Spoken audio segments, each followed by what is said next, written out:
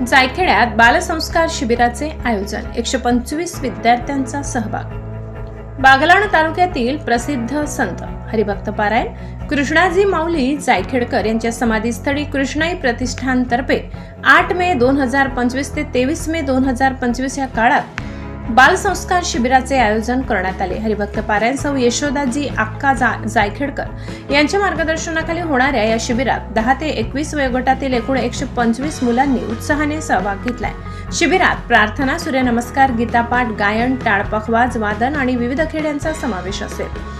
हरिभक्त पारायण मयूर महाराज, हरिभक्त पारायण गौतम महाराज, हरिभक्त पारायण भाऊसाहेब महाराज शास्त्री आणि हरिभक्त पारायण विश्वनाथ महाराज या शिबिरात मार्गदर्शन करतील। अधिक माहितीसाठी कृष्णाई प्रतिष्ठानशी संपर्क साधावा। ब्युरो रिपोर्ट, पिंपळणे, सहसंपादक अनिल बोराडे। कमीत कमी 10 वयापासून तर 20 वयापर्यंत असलेले मुलं या बालसंस्कार शिबिरामध्ये आल्यानंतर आपल्या वारकरी संप्रदायाचं जे मेन अधिष्ठान आहे परमात्मा भगवान विठ्ठल या वारकरी संप्रदायाविषयी त्या मुलांमध्ये संस्कार व्हावेत। या शिबिरामध्ये प्रामुख्याने गीता ही शिकवली जाते।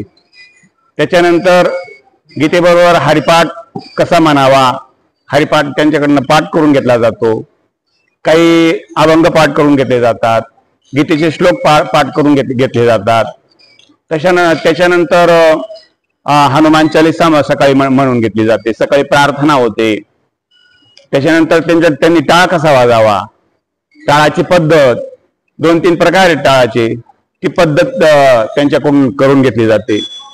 आणि त्यांच्या बालांतकरणावर चांगले कसे संस्कार होतील, पुढचं त्यांचं जीवन कसं चांगलं होईल, ते निर्व्यसनी कसे राहतील आणि ते निर्व्यसनी राहिल्यानंतर आपला प्रपंच कसा चांगला चालवतील, आपण जीवनामध्ये काय केलं पाहिजे, काय नाही केलं पाहिजे, काय केलं तर काय होईल, असे त्यांच्यामध्ये संस्कार दिले जातात। आणि त्यांनी आपल्या आयुष्यभरात निर्व्यसनी राहावं आणि सुसंस्कारित राहावं असं आमच्या माऊली सद्गुरू कृष्णाजी माऊली यांनी अमाप समाज घडवला।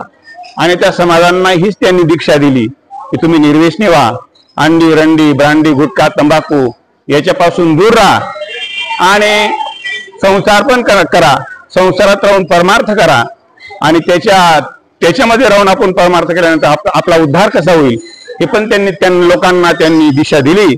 आणि त्याप्रमाणे बरेचसे लोक जे व्यसनामध्ये फसले होते त्यांना पुन्हा निर्व्यसनी केलं आणि त्यांचा संसार आजही एकदम चांगल्यापैकी झालेला आहे। असे लोक बरेचसेच तुम्हाला धुळे जिल्ह्यामध्ये दिसतील, नंदुरबार जिल्ह्यामध्ये दिसतील, नाशिक जिल्ह्यामध्ये दिसतील, नवे लांब अजून कुठेतरी दिसतील। असे त्यांच्याजवळ लोक यायचे आणि त्यांच्याकडून काही जीवनोपावी आपलं जीवन कसं जगावं अशी दीक्षा घ्यायचे आणि त्यांचं आज सुद्धा जीवन चांगल्या प्रकारे दिसून येतं। हे संतांचा थोडा समागम घडल्यानंतर मनुष्याचं जीवन हे सुधारतं, हे मात्र निश्चित आहे। त्याशिवाय गुरुविन कौन बतावे भाट, बडा बिकट है यमघाट, गुरुशिवाय कोण हा रस्ता सांगेल, भाभव हा संसार तरुण जाण्यासाठी फार कठीण आहे। मम माया दैवेशा गुणमयी, मम माया दुरत्यया, मामे वये प्रपद्यंते, माया मे ताम करंती। ते भगवान म्हणतात माझी ही दैवी जी माया आहे ही माया तरुण जाण्यासाठी, हा भवसागर तरुण जाण्यासाठी फार कठीण आहे, पण जो मज होय अनन्य शरण त्याचे निवारी जन्म मरण, या आगीत शरणागत शरण मीच ऐकू आणि मला जर शरण आला तर तो निश्चित माझं भजन केल्यानंतर तो निश्चित या संसार सागरातून तरुण जाईल असं भगवान सुद्धा ठामपणे गीतेमध्ये सांगतात। आणि ते गीतेमध्ये सांगितलेलं भगवंतांनी हे भगवान महाराज श्री ज्ञानेश्वर महाराज तेच ज्ञानेश्वरीमध्ये सांगतात, तोच अनुवाद करतात आणि सगळ्या जगाला ते जगापुढे ठेवतात। आणि बरेचसे लोक ते घेऊन ज्ञानोबरायांची उक्ती घेऊन, साधू संतांची उक्ती घेऊन जगतात आणि आपलं हेच जीवन याच लोकांमध्ये जीवनमुक्तीचा आनंद भोगून ते परमानंद स्वरूपाला प्राप्त होतात। एवढंच या उद्देश आहे, दुसरा उद्देश काहीच नाही।